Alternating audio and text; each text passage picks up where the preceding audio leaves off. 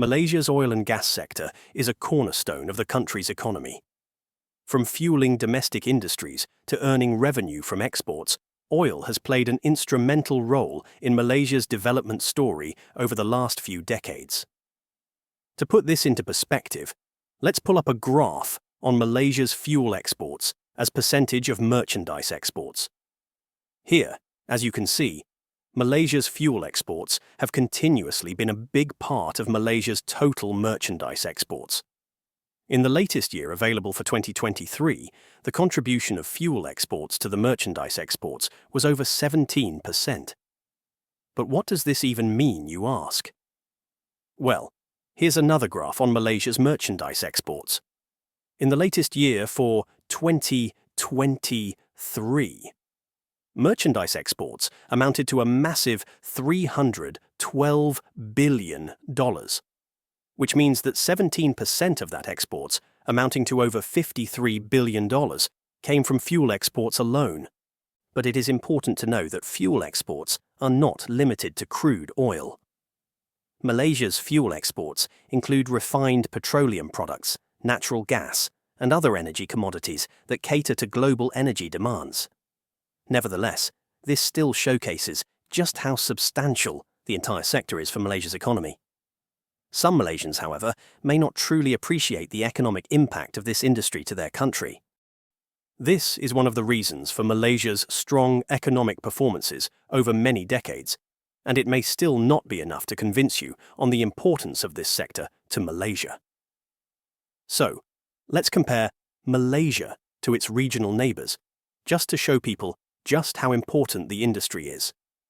Here's a graph on the oil rents as a percentage of GDP, data from the World Bank. What this data is about is the share of revenue generated from oil production relative to the overall size of the economy, essentially highlighting how reliant a country is on oil as a contributor to GDP.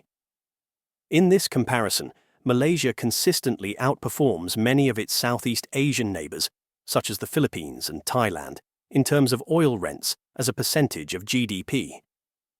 As you can see from the graph, Malaysia, since the start of the 21st century, has benefited so much more from the oil industry than most neighbours. It was only in a couple of years where it lagged behind Vietnam and Indonesia. But since 2009, Malaysia's oil industry has truly outpaced the entire big economies of the region. However, while it is true that Malaysia's oil and gas industry has been contributing massively, it isn't without challenges. But before we talk about the problems it has brought, let's first talk about how it first became a cornerstone of Malaysia's economy. The discovery of oil in Malaysia traces back to the early 1900s in Sarawak. However, the significant expansion of the industry took place from the 1960s onward, spurred by government policies and the establishment of Petronas in 1974. Initially, international oil companies, IOCs, like Shell and ExxonMobil, were the leading explorers in Malaysian waters. Over time, Petronas gained more control over the country's oil resources, gradually evolving into a full-fledged, vertically integrated corporation, managing everything from exploration to distribution.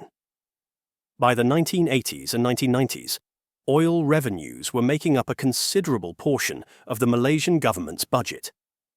Rapid industrialization, supported by oil and natural gas earnings, allowed Malaysia to build infrastructure, attract foreign investments, and strengthen other sectors like manufacturing. This diversification effort protected Malaysia from overdependence on oil in the long run, but the commodity has remained a major contributor to the national treasury.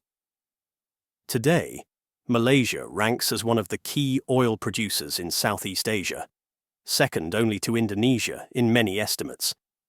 According to various industry sources, including the US Energy Information Administration, EIA, Malaysia's proven oil reserves are around 2.7 billion barrels. This figure puts it among the top holders of oil reserves in the Asia-Pacific region. On production, Petronas and other partners pump out roughly 469,000 barrels per day, as of the latest month available for September of 2024. But historically, it has been much more than that at roughly 600,000 and more. So, where are Malaysia's oil reserves located? Well, a significant portion of Malaysia's oil production is offshore, spread across multiple blocks in the South China Sea. This area is said to contain not just oil, but also rich natural gas fields.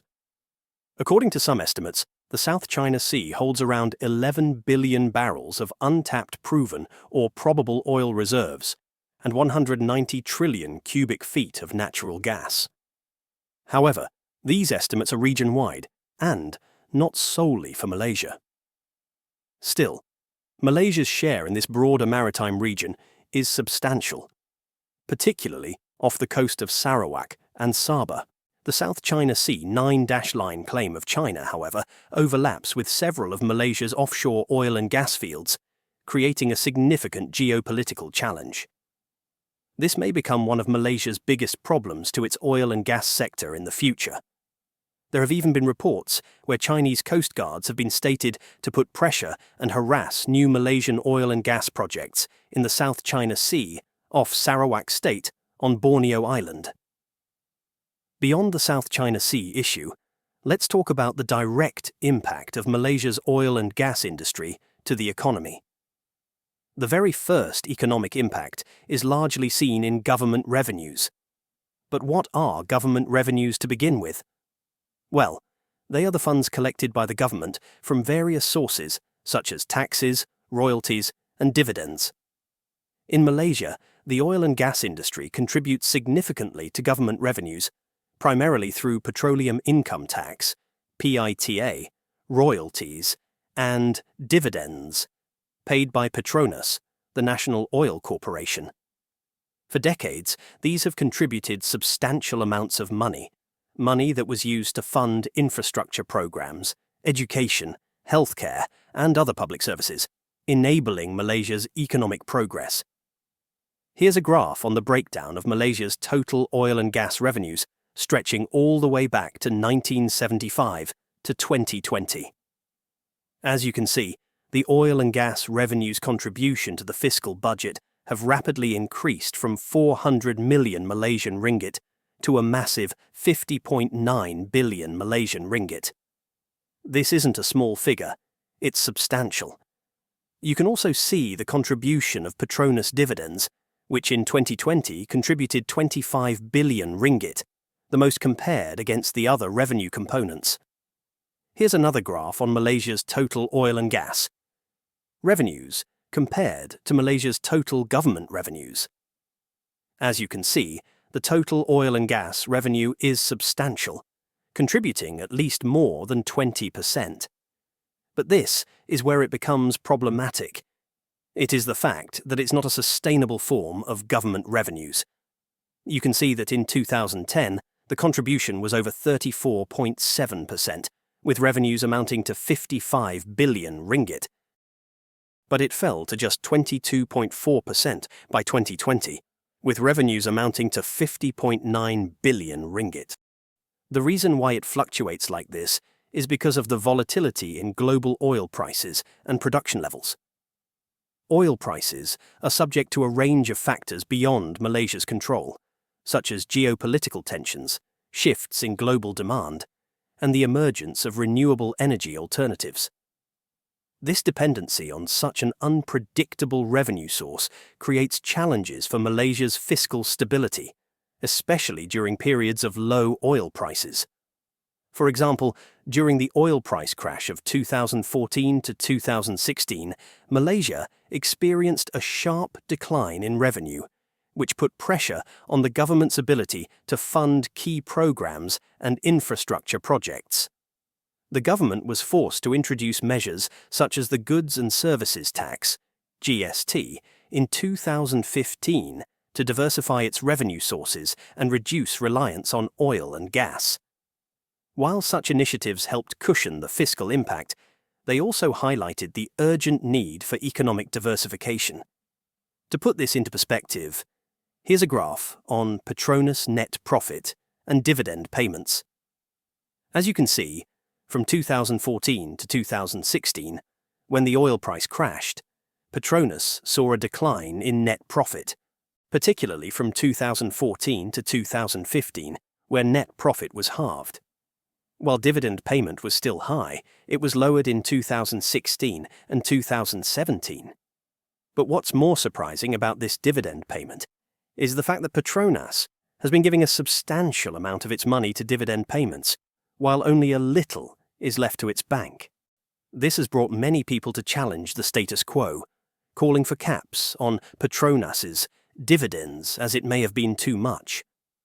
Hence, this really showcases that Malaysia's reliance on its oil and gas sector, while significant, can still face challenges. Here's another graph to show you the declining contribution of the petroleum sector to the overall revenues of Malaysia's government.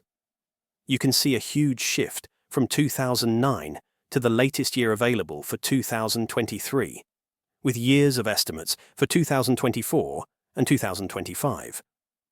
At the same time, you can see the rising contribution of both the SST and direct taxes.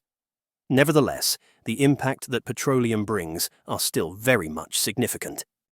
Most Malaysians know just how heavily dependent they are to the government in terms of subsidies.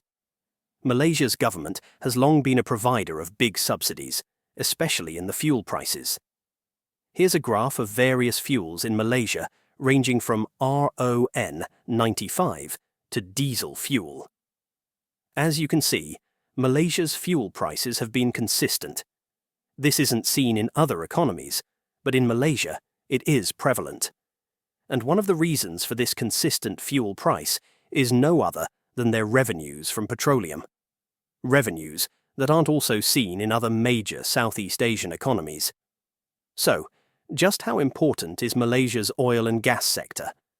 They indeed provide many benefits, but its benefits may be dwindling due to reserves dropping, as well as challenges in the South China Sea. But anyway, do let us know what you think. Thanks for watching.